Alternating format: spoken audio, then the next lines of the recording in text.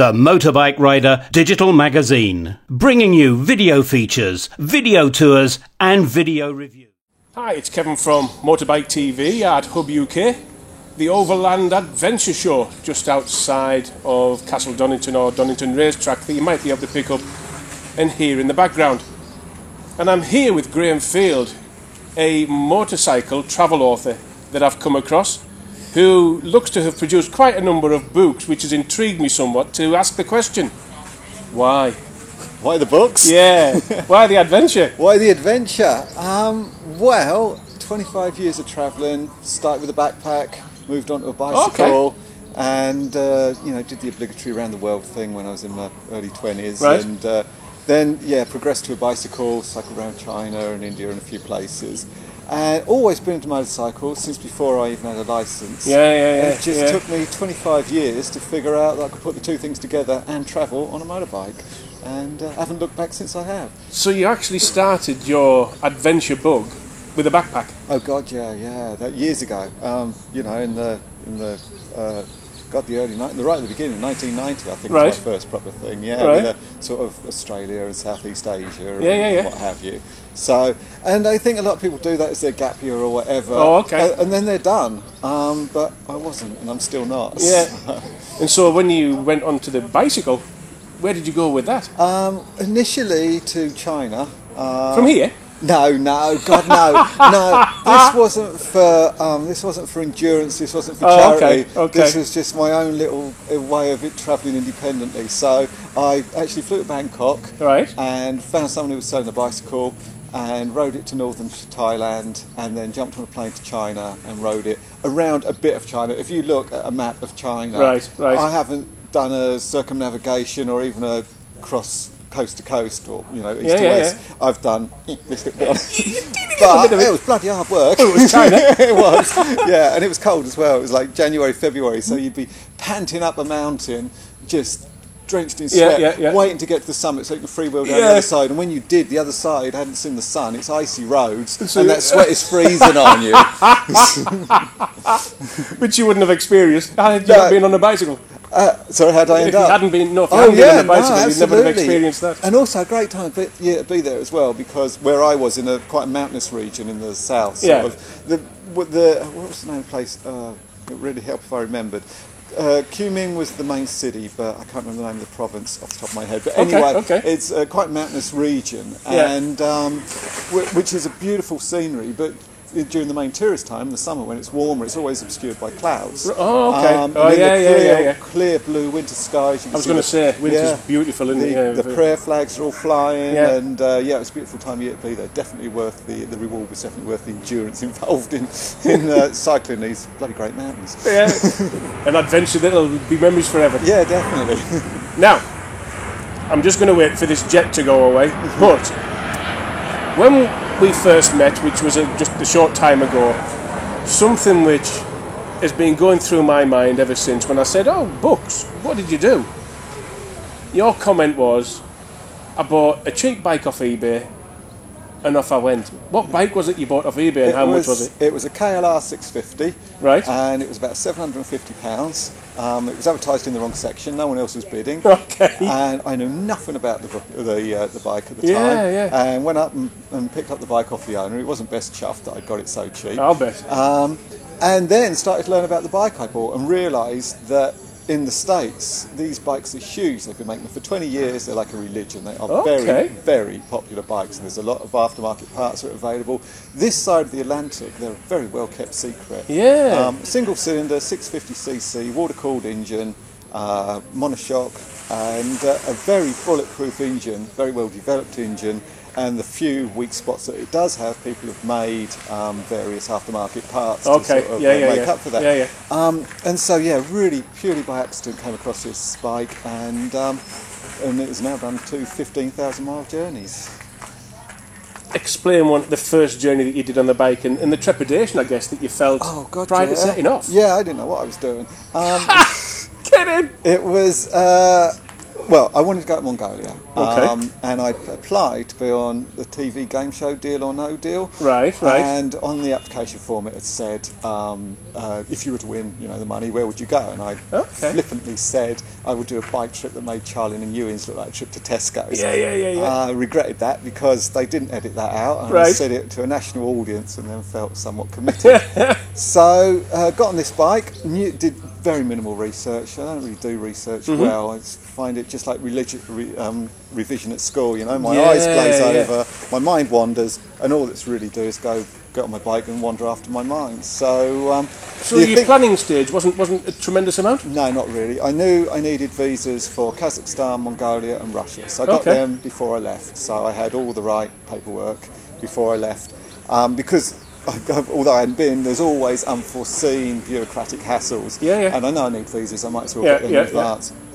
Other than that, I spent a little bit of time on the forums doing research, but I do find that sometimes there's people who are very quick to be naysayers, and they can put niggles in your mind that you don't necessarily need to have.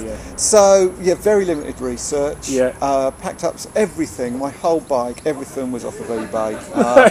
I sold the things I don't use anymore, like my Scalextrics, and replaced it with things I do need, like some waterproof stuff. So even the bike was about 750 quid, all geared up, brand new tyres, chain sprockets, the panniers and everything in the panniers, it stood me at $2,000. Get in! And the reason is, I was going on my own in the unknown, and if something awful did happen, I could afford to walk away from that bike, it doesn't own me. And so, with $2,000 worth of motorcycle, I, day by day, headed east. Into Ukraine, which seemed quite remarkable to get that far. Suddenly you got to where there's the Cyrillic alphabet, you can't read it anymore. On into Russia, Kazakhstan, Russia a second time because you go up into Russia, drop down to Mongolia. Made it to my destination, Ulaanbaatar, which seemed before I left like an unthinkable distance. And having reached it, realised that I was a little short-sighted, it being a landlocked country and the biggest landmass on the planet. You've got to go somewhere from there. Ulaanbaatar is not famous for its ports, and I need to get my bike back. So I continued on across the Trans-Siberian Highway, hoping perhaps I could ship it back from Vladivostok in far eastern Russia. But it being such an inexpensive bike, it was going to cost me 4 times what the bike had cost to ship it back. Wow. And you have to leave the country with it. That's one of the stipulations in stamping your passport. So, it's become a little bit of a ball and chain now, and it deserves a better death than just be pushed off the dock in Vladivostok. So, desperately, I went on to South Korea, and hearing that there's a possibility of shipping it from there. And the people who make the Kia and the Hyundai cars have these huge roll-on, roll-off ferries. Right. And for a very small amount, they let me, as a favour, really, let me put it on their ferry because they're not in the business of shipping people and their personal effects. And so I put it on their ferry, and 40 days later, it ended up back in Southampton. And how cool is that of them? I got the bike back. Yeah, very cool of it. I mean, total trustworthy. They didn't even pay the freight bill until sometime after I'd left. Yet on the UK side, when it arrived in Southampton, it's like, no, we need our money now. We need our money now. Yeah. So that was it. 15,000 miles, and very much unprepared, and just. And you've written a book? So that was the title of the first. That was the first book, which was In Search of Green Grass. Okay. It came out in 2012. There's a map in here somewhere. So right across Eastern Europe, Central Asia, Asia, and then Trans-Siberian, Vladivostok, and down to South Korea. So that was the first one. On a bike of £750. Yeah, absolutely. Yeah, that's just fantastic. I love that story. I think that's fantastic. It wasn't to try and prove anything. I didn't have any more money. That was it. It had a toilet brush holder for a toolkit down there. It had a bloody great slab of aluminium that I made a fork brace out of. I put a Jubilee clip on the front to hold my Scott oiler. And it was just full of like improvisations and just very much done on the cheap. I think that's just totally inspirational because an awful lot of people, and I'm sure you know yourself, an awful lot of people will want to go and get the GS 1200s or the Triumph Tigers or the KTM and think, I've got to get the best of this and my son's that. I've got to get top of the range this and top of the range that.